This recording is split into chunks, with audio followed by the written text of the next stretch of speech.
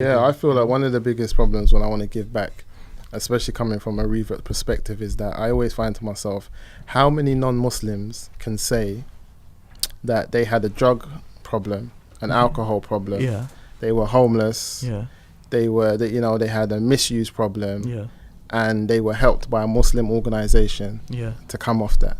Because there's so many common. Muslims who Yeah. can say I had a drug problem, an alcohol problem, I was homeless, But and non-Muslims helped me get yeah, out of that's that. crazy. But how many non-Muslims can say that about us? Even though we're the biggest That's crazy. charity donor in the whole of the United Kingdom, we raise the most money for charity. Yeah. You know, we give the most charity.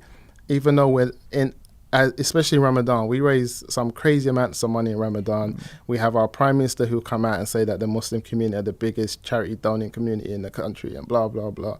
But how much of that money, I think there's a ridiculous amount of, like, every year in the month of Ramadan, we can build an Emirates Stadium with the amount of money that's raised as a community, as a group. We could build an Emirates Stadium every year.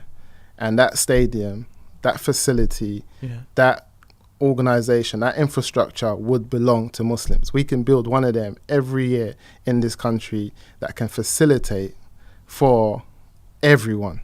You know what I'm saying? So the fact that, do we have an Emirates Stadium?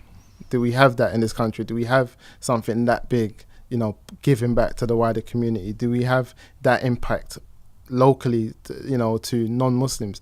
Because one of the ways to give dawah is not just by telling people this is Islam, this is just talking and being theoretical. One of the reasons and the best way to give dawah is being practical. It's to show people. So I feel like if we had a neighbor, Lucy, David, John, who can be like, see the news reports, Muslims, and be like, hold on, when my son was addicted to heroin, it was Ahmed and Ali and them one in their organizations that got him off it. Yeah. It was If they have that with them, we don't have to go and tell them Islam doesn't teach that, Islam, because they've had practical and practical examples